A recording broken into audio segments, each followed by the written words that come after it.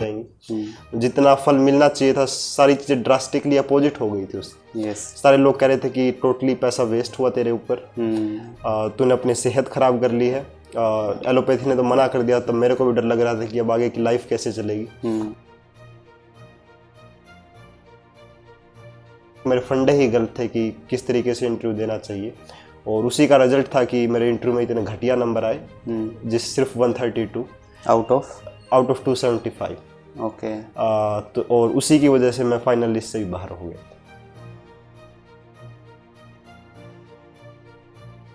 तो काफ़ी quantum jump था मेरे लिए ये, और उसी की वजह है कि जो मैंने इंटरव्यू की प्रिपरेशन मेहनत की थी और वहाँ पे सच्चाई दिखाई, इतने बढ़िया मार्क्स मिले। उनको जो चेयरमैन थे उनको लगा कि हाँ, that this is the boy that we want for Indian administrative service.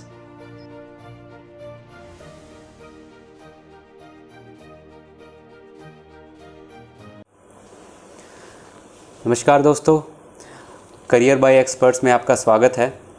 मेरा नाम मनोज सांगा है और आज हमारे साथ हैं मिस्टर राहुल देव बुरा, जिन्होंने यूपीएससी एग्ज़ाम में 76th रैंक हासिल किया है।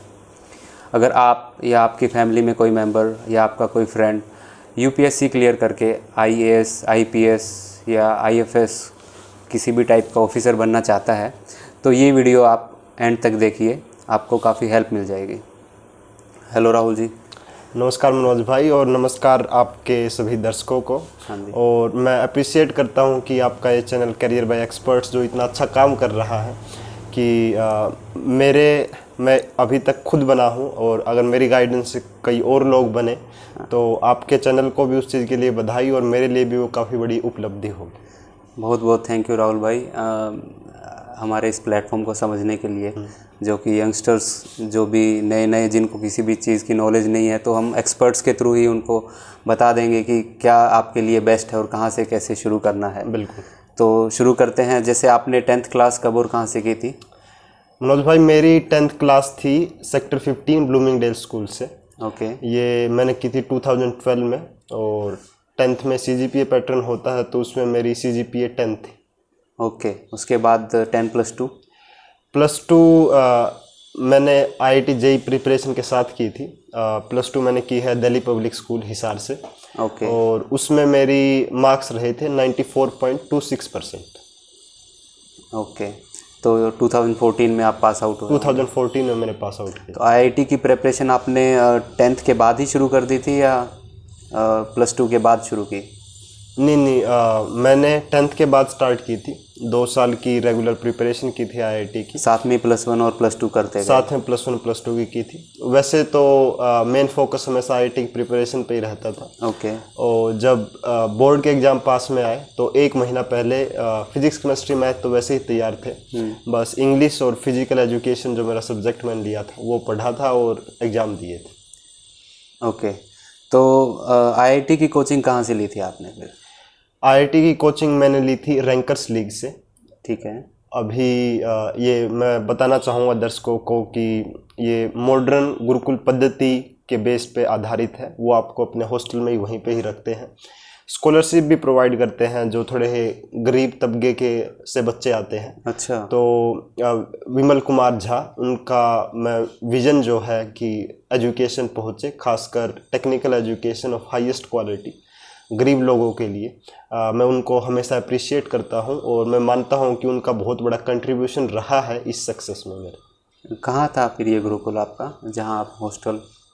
सर, पहले तो जो ये modern Gurukul based coaching institute है रैंकर्स लीग, पहले ये कचहरी के सामने होता था। ठीक है। फिलहाल डबड़ा पुल के नीचे मेन इनकी बिल्डिंग है हिसार में। बिल्कुल। ओके। तो फिर आप 2014 में 10+2 से पास आउट हुए? जी हाँ। तो आपने फिर IIT का एग्ज़ाम दिया? जी हाँ। और आपका फर्स्ट अटेम्प्ट में आपको IIT में मतलब एडमिशन हो गया? जी हाँ, मेरी रैंक आई थी 151वीं। जिसके बलबूते पर मैंने IIT दिल्ली में मैकेनिकल इंजीनियरिंग स्ट्रीम ज्वाइन की थी।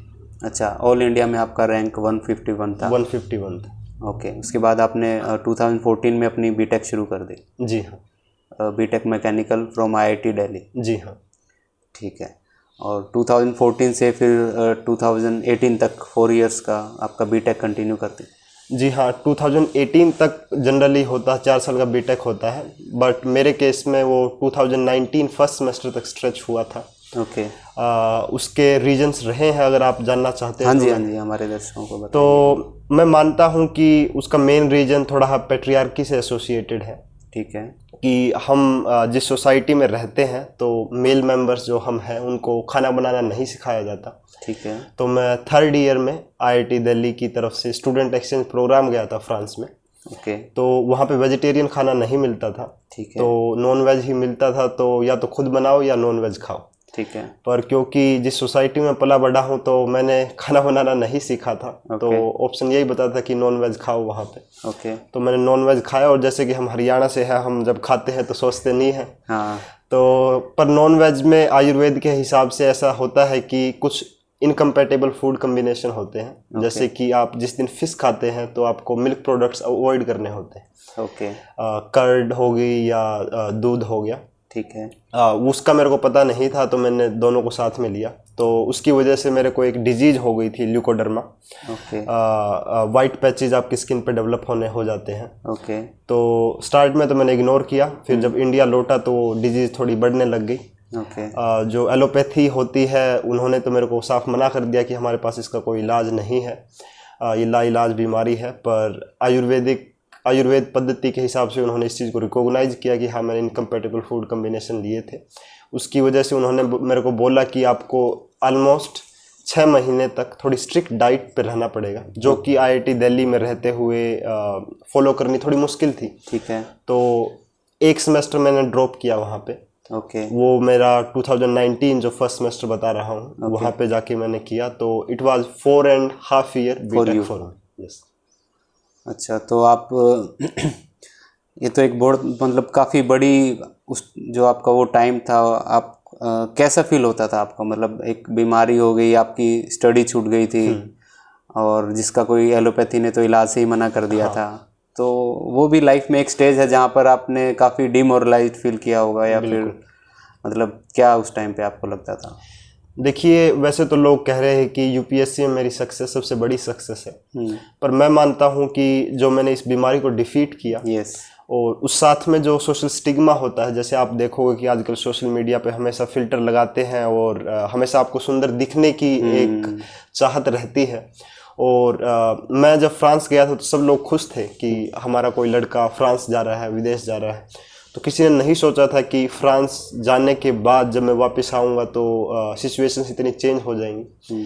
जितना फल मिलना चाहिए था, सारी चीज़ें ड्रास्टिकली अपोजिट हो गई थी उसकी। सारे लोग कह रहे थे कि टोटली पैसा वेस्ट हुआ तेरे ऊपर, तूने अपनी सेहत खराब कर ली है। एलोपैथी ने तो मना कर दिया, तब मेरे को भी डर लग रहा था कि अब आगे की लाइफ कैसे चलेगी। पर उस टाइम पे जो मेंटल हेल्थ जो रूटीन मैंने फॉलो किया, फैमिली का सपोर्ट रहा, और एक स्ट्रिक्ट डिसिप्लिन से मैंने अपनी डाइट वगैरह फॉलो की, तो मैं मानता हूँ कि वो जो डिफीट किया डिजीज़ को, उसके साथ ही साथ में उसी टाइम पे मैंने योग करना स्टार्ट किया, जो अब मेरी शेड्यूल का डेली रूटीन में रहता है, और उसने भी मतलब UPSC प्रिपरेशन काफ़ी हेल्प किया है। तो ये जनरली मैं मानूंगा कि मेरी सक्सेस UPSC की सक्सेस से ज़्यादा बड़ी थी। बिकॉज हेल्थ है तो सब कुछ है। बिल्कुल, health is wealth. Health is wealth.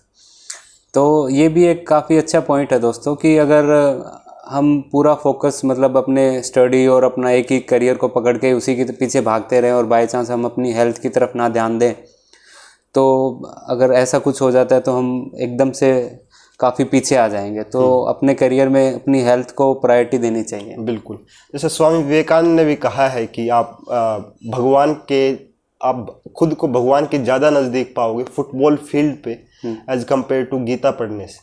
तो हमेशा ही खेल कूद ही बनाए रखिए, ये ना ही आपकी सिर्फ क्यों, because healthy mind stage in a healthy body, आपके पूरे दिन का स्ट्रेस कम करता है। चाहे आप योग कीजिए, चाहे आप खेलिए, कुछ भी, चाहे एक्सरसाइज कीजिए, कुछ एक्टिविटीज़, फिजिकल एक्टिविटीज़ होनी ज़रूरी है। बिल्कुल।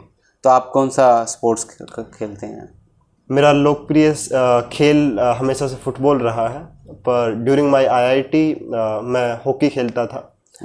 हॉकी जब वापस फिर हिसार आया तो कंटिन्यू नहीं कर पाया, क्योंकि हॉकी ग्राउंड नहीं होते और खिलाड़ी नहीं होते। तो हॉकी प्रोफेशनली मैं खेला हूँ। फुटबॉल जनरली मतलब दोस्तों के साथ हमेशा से खेलता रहा हूँ। तो आपने फिर 2019 जनवरी में आप आईआईटी से पास आउट हुए। जी हाँ। उसके बाद आपने क्या प्लान किया, जॉब का या फिर डायरेक्ट यूपीएससी का? देखिए, जो मैंने फॉरेन एक्सचेंज प्रोग्राम बताया, थर्ड ईयर में गया था, वही एक जो पहलू था कि मैं इंजीनियरिंग से यूपीएससी की तरफ आऊँ, वही उसका मेन कारण था। जब मैं फ्रांस गया तो मैंने देखा कि एक डेवलपमेंट गैप है वेस्टर्न कंट्रीज़ और इंडिया में, और सिविल सर्विसेज वो प्लेटफॉर्म है जहाँ पर आप मल्टीपल फील्ड्स में कंट्रीब्यूट कर सकते हो। तो मैंने वहीं से ठाना कि मेरे को सिविल सर्विसेज करना है। और जब 2019 मैंने पास आउट किया तो मेरे पास ऑप्शन थे कि मैं जॉब ज्वाइन करूं या फिर सिविल सर्विस की तरफ जाऊं, but I was quite focused कि हाँ मेरे को सिविल सर्विसेज ही करना है। कई लोग करते हैं कि जॉब भी ले लेते हैं और सिविल सर्विस की तैयारी भी स्टार्ट में करते हैं। मेरे हिसाब से वो मेरे लिए डिस्ट्रैक्शन रहती। साथ ही साथ में अगर मैं जॉब ले भी लेता तो मेरे किसी ना किसी कलीग को अगर वो नौकरी मिलती तो वो उसके लिए ख़त्म हो रही थी। तो मैं प्लेसमेंट में नहीं बैठा और डेडिकेटेडली मैंने यूपीएससी की प्रिपरेशन स्टार्ट की। तो मतलब राहुल जी का पहले से ही एम क्लियर था कि आईआईटी पास आउट होने के बाद ऐसा नहीं है कि जॉब भी करें ना करें, थोड़ा टाइम जॉब कर लें, थोड़ी सिक्योरिटी, थोड़ा एक्सपीरियंस सीवी में आ जाएगा, सो दैट बाद में अगर यूपीएससी क्लियर नहीं होता है तो जॉब कंटिन्यू करने में प्रॉब्लम नहीं आएगी। बिकॉज अगर आप डायरेक्ट पास आउट होने के बाद डायरेक्ट आप इधर आ गए हो बट बाद में आप इधर से फेलियर अगर होता है तो जॉब मिलने में आई थिंक थोड़ा टफ रहता होगा। थोड़ा टफ जरूर रहता है, कहीं ना कहीं इनसिक्योरिटी तो आती ही है जैसे। तो फिर जनवरी 2019 में पास आउट होने के बाद आपने यही स्टडी कंटिन्यू कर ली, यूपीएससी की प्रिपरेशन शुरू कर दी? जी हाँ। वैसे तो फोर्थ ईयर में मैंने प्रिपरेशन स्टार्ट कर दी थी, ठीक है, पर टाइम कम मिलता था। ओके। पर जनवरी के ख़त्म होने के बाद तो my preparation was full on throttle. Okay. हर दिन मतलब रेगुलरली 8 to 9 आवर्स की स्टडी स्टार्ट हो गई थी। 2019 में प्रीलिम्स में अपीयर हुआ, प्रीलिम्स क्लियर हुआ, मेंस क्लियर हुआ। तो जो थोड़ी बहुत इनसिक्योरिटी रहती है कि यार अगर नहीं हुआ तो क्या करेंगे, तो वो मेरे में नहीं रही। थोड़ा कॉन्फिडेंस भी आया जो ये दोनों स्टेज को क्लियर कर लिया था। तो इस तरीके से मैंने मैनेज किया था। तो जनवरी में पास आउट होने के बाद कब आपका प्री कब हुआ था? प्री तब होता था जून में सर। अच्छा, तो 6 महीने थे ऑलमोस्ट आपके पास? 6 महीने थे मेरे। तो आपने 6 महीने कंटिन्यू फुल ऑन फोकस किया? बिल्कुल फोकस स्टडी। और जून में प्री, उसका फिर रिजल्ट कब आया? जी, प्रीलिम्स का रिजल्ट आ जाता है जिस दिन एग्ज़ाम होता है उसके 20-30 दिन बाद। पर आपको वैसे पता चल जाता है क्योंकि आंसर की वगैरह कोचिंग इंस्टीट्यूट बनाते हैं। तो जून में आपने दिया तो आपको पता लग गया आपका क्लियर है और आपने मेंस की प्रिपरेशन शुरू कर दी।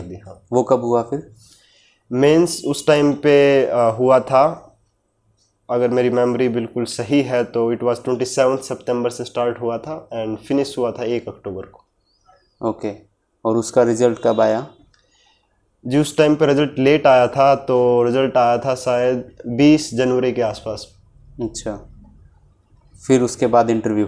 फिर उसके बाद इंटरव्यू की तैयारी स्टार्ट की थी। वो कब हुआ interview? Interview last time very unique date 28 फरवरी। अच्छा। जो फरवरी का लास्ट दिन होता है, क्योंकि फरवरी 28 का महीना होता है, तो 28 फरवरी को मेरा इंटरव्यू था। 28 फरवरी 2020? 28 फरवरी 2020 आपका इंटरव्यू था। हाँ। तो पास आउट होने के बाद इन्होंने प्री किया, मेन किया और with in 1 year almost interview तक पहुंच गए थे। हाँ। इंटरव्यू दिया फर्स्ट अटेम्प्ट में। उसका रिजल्ट कब आया? सर, रिजल्ट की डेट मेरे को याद नहीं है क्योंकि वो एक हसीन पल नहीं था क्योंकि फर्स्ट अटेम्प्ट में मैं I was not able to make it into the final list. Okay. तो डेट तो मेरे को याद नहीं। आपको इंटरव्यू में ही पता लग गया था कि बात नहीं बन रही है या फिर कुछ एक्सपेक्टेशंस थी? देखिए, थोड़ी सी फीलिंग जरूर आ गई थी। जिस हिसाब से इंटरव्यू जाना चाहिए था उस हिसाब से नहीं गया। ओके। थोड़ी ही मैंने डिसऑनेस्टी भी दिखाई, जो कि मैं मानता हूँ यूपीएससी के इंटरव्यू में दिखाना सबसे बड़ा ब्लंडर होता है। ओके। क्योंकि मोर देन नॉलेज ये आपका पर्सनैलिटी टेस्ट होता है। ओके। वो आप देखते हैं कि आप ऑनेस्ट हैं, आप अपने ग्राउंड रूट से कनेक्टेड है, आप कभी करप्ट नहीं होंगे। तो मैंने, और मेरा इंटरव्यू सिर्फ दूसरे दिन ही था। जनरली इंटरव्यू का शेड्यूल चलता है 45-46 दिन का शेड्यूल होता है। ठीक है। तो दूसरे दिन ही इंटरव्यू था, तो प्रिपरेशन का टाइम कम था। तो मैं बोलूँगा कि मेरे फंडे ही गलत थे कि किस तरीके से इंटरव्यू देना चाहिए।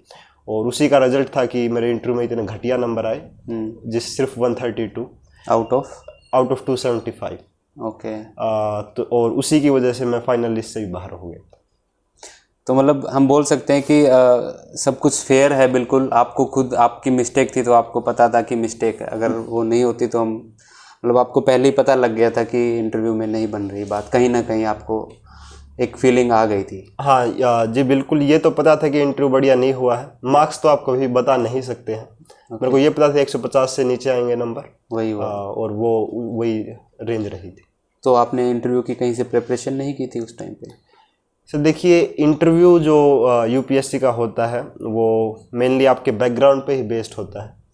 जैसे अगर मैंने हॉकी खेला तो हॉकी पे पर्सन पूछे जाएंगे, एनसीसी ए सर्टिफिकेट था मेरे पास तो एनसीसी से क्वेश्चन पूछे जाएंगे, फुटबॉल मेरा लोकप्रिय खेल है तो फुटबॉल से क्वेश्चन पूछे जाएंगे, आईआईटी दिल्ली से क्वेश्चन पूछे जा सकते हैं। तो मोर और लेस आपको अपने बारे में ही जानना होता है, तो आप जितना खुद से क्वेश्चन करें वही इसकी प्रिपरेशन होती है।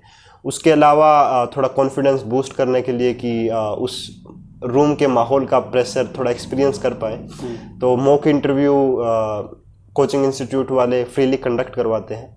तो पिछली बार क्योंकि मेरा इंटरव्यू दूसरे दिन था तो मैं 2-3 मॉक इंटरव्यू दे के आया था। 2-3 मॉक इंटरव्यूज़ के बाद आप इंटरव्यू के लिए चले गए थे? जी हाँ। तो जो प्री और मेन था उसके लिए आपने कोई कोचिंग ली थी उस टाइम पे?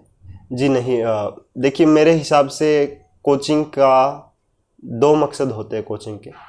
पहला आपका सिलेबस कंप्लीट करना, दूसरा आपको यूपीएससी के एग्ज़ाम के लिए गाइड करना कि आपको क्या पढ़ना चाहिए, कैसे पढ़ना चाहिए। तो मेरे को कभी भी ज़रूरत नहीं हुई कि मेरा सिलेबस कंप्लीट करने के लिए मैं कोचिंग में जाऊं, तो उसके लिए मैं कभी भी कोचिंग ज्वाइन नहीं करना चाहता था। और दूसरा जो मकसद होता है कोचिंग का वो मेरे दोस्तों ने काफ़ी बढ़िया तरीके से फुलफ़िल किया। कुछ ने पहले ही कोचिंग ज्वाइन कर रखी थी, क्योंकि मैं तो 3rd ईयर में एक्सचेंज प्रोग्राम में था तो उन्होंने 3rd ईयर में कोचिंग स्टार्ट की थी। ओके। कुछ आईआईटी दिल्ली के सीनियर्स भी थे तो वो मेरे को गाइड करते रहते थे कि क्या कुछ पढ़ना चाहिए। तो अगर तो मेरे दोनों गोल बिना कोचिंग के फुलफ़िल हो रहे थे तो मैंने कभी कोचिंग ज्वाइन नहीं की। कोई कोचिंग ली ही नहीं फिर आपने? जी नहीं। ठीक है। फिर 2020 में आपका इंटरव्यू में क्लियर नहीं हुआ, उसके बाद फिर आपने फिर से अगेन अपना कंटिन्यू किया प्रिपरेशन? जी हाँ। नेक्स्ट प्री के लिए? हाँ देखिए, हम जो एस्पिरेंट्स हैं यूपीएससी के वो इसको बोलते हैं कि यूपीएससी साइकिल ट्रैप। ओके। ये पूरे साल चलता है, आपके पास टाइम नहीं होता। इंटरव्यू ख़त्म हुआ, प्रीलिम्स बिल्कुल पास में होता है तो आप रिजल्ट तक की भी वेट नहीं कर सकते हैं प्रिपरेशन को छोड़ने में। जस्ट प्रीलिम्स जब इंटरव्यू ख़त्म होता है तो 5-6 दिन थोड़ा रिलैक्स किया, दोबारा से प्रीलिम्स की तैयारी स्टार्ट की। जब रिजल्ट आया, अगर if you are making it to the final list तो ठीक है, आप मसूरी जाइए, इंडियन एडमिनिस्ट्रेटिव सर्विस में आइए, वरना तो प्रीलिम्स पास में होता तो तैयारी आपकी रहती है। अच्छा, तो आपका 28 फेब को इंटरव्यू हुआ, उसके बाद आपने थोड़े दिन में रिजल्ट आ गया और क्लियर नहीं हुआ तो आपने कंटिन्यू कर दिया प्री की प्रिपरेशन। जी। और फिर आपका प्री एग्ज़ाम कब हुआ 20 में? जी पिछले साल क्योंकि कोरोना वायरस था तो थोड़ा एग्ज़ाम डिले हो गया था। तो पिछले साल अगर मेरी बुद्धि मेरा साथ दे रही है तो पिछले साल प्रीलिम्स था 5 अक्टूबर को। तो आपके पास इंटरव्यू के बाद में ऑलमोस्ट 6 मंथ्स मिल गए थे? जी हाँ, काफ़ी टाइम मिल गया था पिछले बार। फिर आपने प्री दिया और फिर मेन कब हुआ? मेंस हुआ था बहुत ही सर्दी के मौसम में, और चंडीगढ़ मेरा सेंटर था। ये डेट कुछ थी 7 जनवरी, 7, 8, 9 और उसके बाद फिर अगले हफ्ते शायद 14-15 जनवरी ये होती थी। और क्योंकि सर्दी के टाइम में था तो मेंस काफ़ी मुश्किल हो गया था। दिन छोटे होते हैं? दिन छोटे होते हैं, पर उससे ज़्यादा मेंस में ऐसा होता है कि 3 घंटे होते हैं, 20 क्वेश्चन होते हैं, 50 पेज होते हैं, आपको सब कुछ लिखना होता है। 50 पेज 3 घंटे में भरने होते हैं। अच्छा। तो आपका जो पेन है वो रुकना नहीं चाहिए। ठीक है। तो जब सर्दी होती है थोड़ी सुस्ती आती है हाथ में, तो इसलिए थोड़ा मुश्किल काम था। चंडीगढ़ में और भी ज़्यादा सर्दी थी क्योंकि नॉर्थ इंडिया में हो गया, तो थोड़ा मुश्किल था as compare to last year, but performance मेरी ज़रूर बेटर रही इस बार। तो जनवरी में मेंस एग्ज़ाम हो गए? जी हाँ। और फिर इंटरव्यू की मेरी इस बार डेट आई थी 14 सितंबर। ओके। और इस बार हालांकि मैं चाह रहा था कि मेरी इंटरव्यू की डेट स्टार्ट में आ जाए, क्योंकि because it was my second attempt, तो मैं काफ़ी ज़्यादा प्रिपेयर्ड था। और इस बार काफ़ी उल्टा हुआ, काफ़ी लेट में आई मेरी। जस्ट 7 दिन जब ख़त्म होने 22 को ख़त्म हो रहे थे इंटरव्यू, मेरी 14 सितंबर को आई थी। Interview date. तो 14 सितंबर को आपका इंटरव्यू है। तो इसमें भी आपको मेंस के बाद ऑलमोस्ट 6 मंथ मिल गए, मतलब 6 से भी ज़्यादा ही मिल गए इंटरव्यू की प्रिपरेशन के लिए। जी। और 14th को आपका इंटरव्यू और फिर रिजल्ट डिक्लेयर हुआ अपना अभी 24 को, 10 दिन बाद। 10 दिन बाद। अच्छा। और आपका 76 रैंक। 76 रैंक है। क्या एक्सपेक्टेशंस थी, यही या फिर कम ज़्यादा कुछ इस बार इंटरव्यू में? देखिए, इंटरव्यू मेरा इस बार काफ़ी बढ़िया हुआ था। अच्छा। जो होता है कि ये पर्सनैलिटी टेस्ट होता है, क्वेश्चंस भी वैसे ही पूछे गए, नॉलेज बेस्ड नहीं थे। और मैं श्योर था कि मैंने हर क्वेश्चन बिल्कुल पूरी ऑनेस्टी और एक कमिटमेंट के साथ आंसर किया है। और मैं दर्शकों को बताना चाहूँगा कि पिछले साल जो मेरे इंटरव्यू में 132 मार्क्स थे, इस बार वो बढ़कर 193 हो गए हैं, जो कि 4th हाईएस्ट स्कोर होता है ऑलमोस्ट। पहला 212, फिर 208, फिर 200 होता है, फिर 193, 195 इतना होता है। तो काफ़ी क्वांटम जंप था मेरे लिए ये। और उसी की वजह है कि जो मैंने इंटरव्यू की प्रिपरेशन मेहनत की थी और वहाँ पे सच्चाई दिखाई, इतने बढ़िया मार्क्स मिले। उनको जो चेयरमैन थे उनको लगा कि हाँ, that this is the boy that we want for Indian administrative service. आप पूरा कॉन्फिडेंट थे उस टाइम जी। पे। और जैसे प्री और मेंस में क्या एग्ज़ाम, मतलब कितने कितने एग्ज़ाम होते हैं? प्री में कितने पेपर होते हैं और मेंस में कितने पेपर होते हैं? जी, प्री में 2 पेपर होते हैं। पहला पेपर 2 घंटे का सुबह जनरल स्टडीज़ का होता है। दूसरा पेपर रीजनिंग, इंग्लिश और मैथमेटिक्स चेक करता है आपकी। दूसरा पेपर सिर्फ क्वालिफाइंग होता है। You just have to score 33% and you are done. If you score 80%, 40%, both of you are equal. उनके मार्क्स काउंट नहीं होते। ठीक है। जो मेन पेपर होता है जनरल स्टडीज़ का पहला होता है, उसी के हिसाब से मेरिट लिस्ट बनती है और मेंस के लिए लोगों को बुलाया जाता है। तो प्री तो बेसिकली एक ही दिन का हुआ? जी हाँ। एक ही दिन में 2 एग्ज़ाम हो गए। हाँ। और उसके बाद मेंस कितने एग्ज़ाम होते हैं? जी, मेंस में टोटल 9 एग्ज़ाम होते हैं, जिसमें से 7 के मार्क्स काउंट होते हैं। और 2 पेपर होते हैं आपका, एक तो इंग्लिश का और दूसरा आपकी कोई भी रीजनल लैंग्वेज। जैसे मैंने हिंदी ऑप्ट की थी, साउथ इंडिया वाले तमिल, तेलुगु, असम वाले असामीज जो ऑप्ट करते हैं, लोकल लैंग्वेज। उसमें आप जस्ट 25% स्कोर करो, वो दिखा देता है कि आपको उस नॉलेज लैंग्वेज की पकड़ है। उसके मार्क्स काउंट नहीं होते हैं। उसके अलावा जिनके मार्क्स काउंट होते हैं वो होते हैं 7 सब्जेक्ट। 7 काफ़ी बड़ा नंबर है। तो पहला पेपर होता है फ्राइडे को, एसए का होता है, उस दिन सिर्फ एक ही पेपर होता है। फिर सैटरडे और संडे जीएस के 4 पेपर होते हैं, 2 पेपर सैटरडे को, 2 पेपर संडे को। अलग अलग सब्जेक्ट होते हैं, society, international relations, political science, economics and ethics. आप कितने मोरली सही हो, कैसे केस स्टडीज़ को हैंडल करते हो, रियल लाइफ केस स्टडीज़ को। ये मतलब आप जितने भी सब्जेक्ट सोच सकते हो सब कुछ उसमें होता है 4 दिन के अंदर। तो फ्राइडे को एक पेपर, फ्राइडे को, सैटरडे को 2, सैटरडे को 2, संडे को संडे 2, को 2। तो 5 पेपर ये हो गए, 5 ये हो गए। उसके बाद थोड़ा यूपीएससी का मैं बढ़िया काम मानता हूँ कि इतने बड़े लोड के बाद थोड़ा आपको 5 दिन की रिलीफ देते हैं। अच्छा। और फिर सैटरडे को हिंदी और इंग्लिश का पेपर होता है अगले वीक। और संडे को आपका ऑप्शनल के पेपर होते हैं, जो कि मेरा मैकेनिकल इंजीनियरिंग था। और ऑप्शनल के 2 पेपर होते हैं, क्योंकि ऑप्शनल का सिलेबस काफ़ी बड़ा होता है। तो एक पेपर सुबह, एक पेपर शाम को। अच्छा, तो ये ऑप्शनल बोलते हैं, ये सब्जेक्ट ऐसा होता है जो आपकी चॉइस के ऊपर है कि आप कौन सा लेना चाहते हैं? जी हाँ। ओके, तो सब कैंडिडेट अपने हिसाब से जो जिस स्ट्रीम से वो आ रहे हैं ऑप्शनल में वो सब्जेक्ट लेते हैं। जनरली तो यही रहता है कि जिसमें आपकी ग्रेजुएशन होती है वही आप सब्जेक्ट लो। पर कुछ ऑप्शनल सब्जेक्ट ऐसे हैं, जैसे कि सोशियोलॉजी हुआ, एंथ्रोपोलॉजी हुआ, पब्लिक एडमिनिस्ट्रेशन हुआ। तो मान लो कि कोई इंजीनियरिंग कर रहा था, उसको इंजीनियरिंग में इंटरेस्ट नहीं आया, जैसे तैसे बीटेक की, डिग्री ले ली। हाँ, डिग्री ले ली। और अब इंजीनियरिंग से अगर वो पेपर देता तो उसके लिए काफ़ी मुश्किल हो जाता, क्योंकि पकड़ नहीं थी। इन सब्जेक्ट्स का थोड़ा सिलेबस कम होता है, ये आपके जीएस में भी हेल्प करते हैं, तो वो लोग इन ऑप्शनल की तरफ जाते हैं, सोशियोलॉजी, एंथ्रोपोलॉजी की तरफ, और इनको ऑप्ट करते हैं। और जो आपने बताए जो 5 एग्ज़ाम थे, उनमें सब्जेक्ट आपने कौन कौन से बताए? देखिए, जो पहला पेपर होता है वो तो एसए का होता है। ठीक है।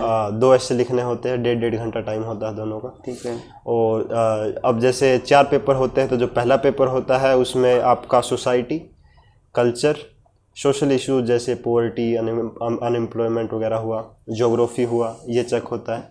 जो पेपर 2 होता है वो होता है आपका पॉलिटिकल साइंस, गवर्नेंस, गवर्नमेंट की जो स्कीम्स वगैरह हैं, और इंटरनेशनल रिलेशन, जो अंतर्राष्ट्रीय मुद्दे हुए। जो पेपर 3 होता है उसमें होता है disaster management, economics, internal security, जैसे जम्मू कश्मीर में हुआ या फिर नक्सली इलाकों में जो सिचुएशंस होती हैं, ये होता है। और चौथा पेपर होता है आपका एथिक्स का, जिसमें पहले पार्ट में क्वेश्चंस पूछे जाते हैं एथिक्स के, थोड़ी ही जो थ्योरी टाइप होता है, और उसका दूसरा पार्ट जो होता है वो रियल लाइफ की स्टडीज़ देते हैं जो आपको फेस करनी पड़ सकती है, और वो देखते हैं कि आप कैसे रिस्पॉन्ड करोगे उन चीज़ों को। तो basically I can make out कि पोल साइंस और इकोनॉमिक्स, ये जो 2 सब्जेक्ट हैं, ये मतलब सब हर कैंडिडेट को ये सिलेबस मिलेगा। जी हाँ। तो बेसिकली अगर कोई शुरू से ही प्रिपरेशन करना चाहता है तो 10th के बाद अगर ये 2 सब्जेक्ट लेके चलेगा तो उसको कुछ बेनिफिट्स हैं इसके? देखिए, बिल्कुल बेनिफिट होंगे। पहला तो उसका ऑप्शनल तो वो तैयार होगा ही, जो पॉलिटिकल साइंस और इकोनॉमिक्स लेगा, और साथ ही साथ ऑप्शनल में भी ले सकते हो आप। ऑप्शनल में भी पोल साइंस उधर भी मिलेगी और ऑप्शनल पे भी। ओके, ठीक है। और साथ ही साथ आप जीएस में भी बढ़िया स्कोर कर सकते हो, क्योंकि जब आप इतनी शिद्दत से अपना ऑप्शनल तैयार करते हो तो जीएस तो बिल्कुल खेल सा लगता है फिर वहाँ।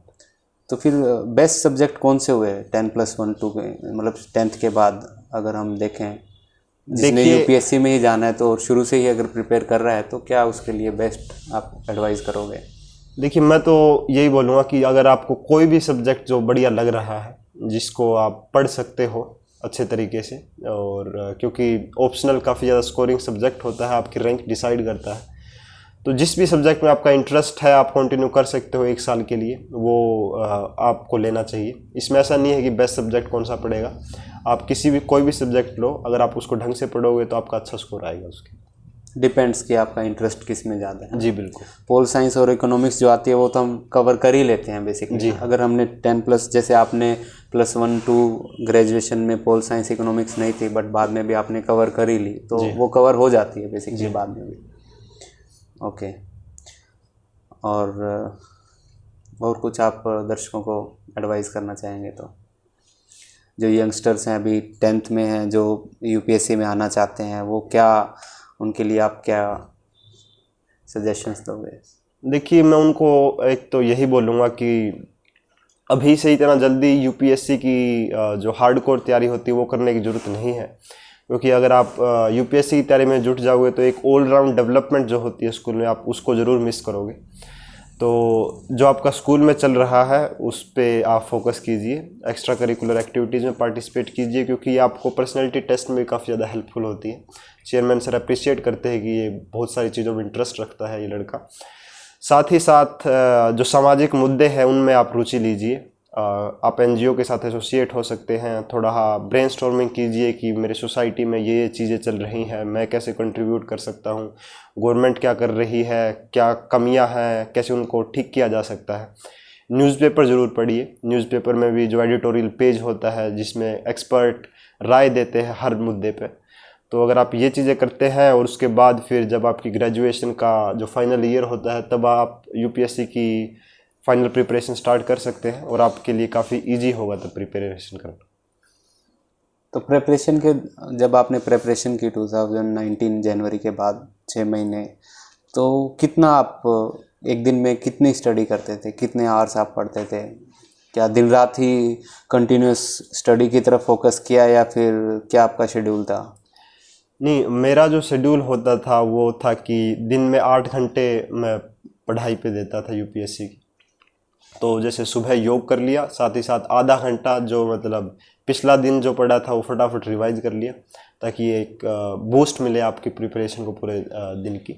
उसके बाद 3 घंटे की सीटिंग होती थी, फिर लंच वगैरह किया, फिर 3 घंटे की सीटिंग, और फिर क्या बोलते हैं, शाम को खेलने चले गए, फुटबॉल खेलता था मैं तो, और फिर 2 घंटे की सीटिंग रात, तो ये 8 घंटे की सीटिंग हो जाती थी। तो फिजिकली आप अपने योग भी कर रहे थे और फुटबॉल भी खेल रहे थे? जी हाँ। Daily routine? Almost daily routine. बस जब एग्ज़ाम पास में आते थे तो जैसे फुटबॉल में क्योंकि टाइम ज़्यादा लग जाता है तो उसके बजाय बस एक 15 मिनट की रनिंग करके आगे थोड़ी ही स्ट्रेचिंग वगैरह कर ली, ताकि आधे घंटे में आपकी फिजिकल एक्सरसाइज हो जाए सारी की सारी, तो वो थोड़ा टाइम कम कर देता था, और स्टडी का टाइम बढ़ जाता था 8 घंटे से 10-12 घंटे। जब एग्ज़ाम्स नज़दीक हो, एग्ज़ाम जब पास में होते। 10-12 घंटे से ज़्यादा आपको कभी करने की ज़रूरत नहीं पड़ेगी। नहीं, मेरे हिसाब से जहाँ तक मैंने कैलकुलेट किया तो मैं 12 घंटे से ज़्यादा कभी नहीं पढ़ा। तो ये भी नहीं होना चाहिए कि हम दिन रात रट लगाए रखें, पढ़ें और लोग 15-15, 18-18 घंटे उसी को दें और फिर कहीं ना कहीं नींद भी कम मिले और हम फिज़िकली मतलब उतना ज़्यादा हमारा माइंड सेट ना रह पाए। ठीक है, तो अभी जैसे आपका रैंक आपका 76। 176, नहीं, सिर्फ 76। अच्छा सॉरी 76 रैंक है। तो अभी क्या ऑप्शन है, मतलब अब कब से आपकी ट्रेनिंग शुरू कब से हो रही है और क्या आपको कैडर मिलेगा, IAS, IPS, IFS? देखिए 76 रैंक में श्योर है कि ऑलमोस्ट मेरे को इंडियन एडमिनिस्ट्रेटिव सर्विसेज में एडमिशन मिलेगा और उसकी ट्रेनिंग स्टार्ट होगी 5 दिसंबर से। Mussoorie Lal Bahadur Shastri national administrative academy है, वहाँ पे ट्रेनिंग स्टार्ट होती है स्टार्ट में। जो कार्डर स्टेट एलोकेट होने की बात है तो जो मेरी प्रेफरेंस थी पहली तो हरियाणा थी, उसके बाद आसपास के इलाके मैंने भरे हैं, राजस्थान हुआ, उत्तर प्रदेश हुआ, तो ये स्टेट मैंने भर रखे हैं। अब देखिए कि भगवान क्या चाहता है कि मैं किस स्टेट के लोगों की जाके सेवा करूं। तो मतलब टोटल कितने कैंडिडेट्स हैं ये जो अभी सिलेक्शन हुआ है जिनका? 7 समथिंग? सर इस बार अगर मेरी अगर बुद्धि साथ दे रही है तो शायद टोटल सीट्स थी 840। ओके, जिसमें से IAS की सीट्स थी 180, ठीक है, IPS की सीट्स थी 200, ठीक है, और इंडियन फॉरेन सर्विस की थी 40। ठीक है। उसके अलावा फिर इंडियन रेवेन्यू सर्विस है, कस्टम एक्साइज है, रेलवे है और बहुत सारी। अच्छा, ये सब मिल। तो आपकी ट्रेनिंग कितना टाइम रहेगी अब? ट्रेनिंग वैसे तो 2 साल की होती है। स्टार्ट में हम एकेडमी जाएंगे मसूरी में, 4 महीने का फाउंडेशन कोर्स होता है, वो सारे सर्विसेज का साथ में होता है ताकि सारे ऑफिसर्स एक दूसरे को जाने। उसके बाद फिर जो बाकी सर्विसेज वाले ऑफिसर्स हैं वो अपनी अपनी एकेडमी में चले जाते हैं और जो IAS की एकेडमी है वो वहीं पे ही मसूरी में ही है, तो सिर्फ IAS ठहरते हैं। 3 महीने की उनकी ट्रेनिंग होती है। उसके बाद एक भारत दर्शन प्रोग्राम होता है, आपको 45 डेज़ पूरे इंडिया में घुमाया जाएगा ताकि आप इंडिया की डाइवर्सिटी को अप्रिशिएट कर पाएँ। उसके बाद फिर आपको डिस्ट्रिक्ट कलेक्टर के साथ में अटैचमेंट होगी। आप काम को समझिए कैसे। मतलब आपकी 3 मंथ्स सबकी एक साथ थी, 4 मंथ्स, फिर 3 मंथ्स आप IAS जो है वहीं कंटिन्यू करेंगे 7। हाँ। उसके बाद 1.5 मंथ्स का आपका इंडिया का टूर रहेगा। जी हाँ। और 8.5 मंथ्स आपके ऑलमोस्ट निकल गए, 9 मंथ्स हो जाएंगे। उसके बाद फिर आप डिस्ट्रिक्ट में आएंगे, कहीं भी आपको जहाँ भी आपकी ट्रांसफ़र होगी। जी हाँ। और उसके बाद फिर जब आप एक बार सीख लोगे तो दोबारा से एकेडमी बुलाया जाता है आपको। वो कितना टाइम रहेगी आपकी ट्रेनिंग डिस्ट्रिक्ट में? डिस्ट्रिक्ट में शायद जितना मेरे को पता है, वैसे तो मेरे को ज़्यादा पता नहीं है अभी, तो शायद 6 महीने की ट्रेनिंग होती। ठीक है, उसके बाद फिर दोबारा से आप एकेडमी जाओगे मसूरी, एक दूसरे से एक्सपीरियंस शेयर करोगे और देखोगे कि कैसे काम को बढ़िया किया जा सकता है। फिर आप इंडिपेंडेंट चार्ज मिलेगा आपको किसी district. As a that rank will B?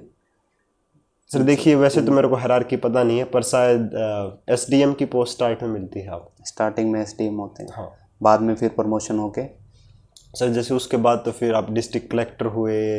SDM के बाद नेक्स्ट डिस्ट्रिक्ट कलेक्टर? नहीं देखिए बीच में शायद कुछ और भी आती होंगी। मैं कुछ मेजर पड़ाव बता रहा हूँ। तो सैलरी का भी स्केल आपको कुछ अगर ध्यान हो तो SDM में जैसे आप ज्वाइन करो तो क्या सैलरी रहेंगी? नहीं सर, सैलरी का मेरे को कुछ नहीं पता। सुना है शायद 60,000 बेसिक पे होती है। बेसिक होती है, पर मतलब एग्जैक्ट डिटेल्स पता नहीं है मेरे। ओके, तो ऑलमोस्ट सब कुछ कवर हो गया है। हाँ। और कुछ अगर डाउट्स रहेगा तो आप कमेंट्स में पूछें, हम उसका रिप्लाई करेंगे। राहुल जी का बहुत बहुत धन्यवाद। धन्यवाद आपका भी मनोज जी, मेरे को इतनी बड़ी अपॉर्चुनिटी दी अपने प्लेटफॉर्म के जरिए जिससे मैं युवाओं से कनेक्ट हो पाया। और मैं उम्मीद करता हूं कि ये मेरी वीडियो यूज़फुल रहेगी। ये तो बहुत ही यूज़फुल रहेगी, मुझे भी काफ़ी कुछ सीखने को मिला है और दर्शकों को भी काफ़ी कुछ सीखने को मिलेगा। आपका ट्रेनिंग होने के बाद आप एज ए SDM कहीं ज्वाइन करेंगे, हम आपका इंटरव्यू फिर से लेंगे। बिल्कुल sir, you are most welcome. उस इंटरव्यू में हम इस ट्रेनिंग को, आपकी जो ट्रेनिंग हुई वो वाला सेक्शन कवर करेंगे। ठीक, thank you Rahul ji. Okay, thank you Manoj.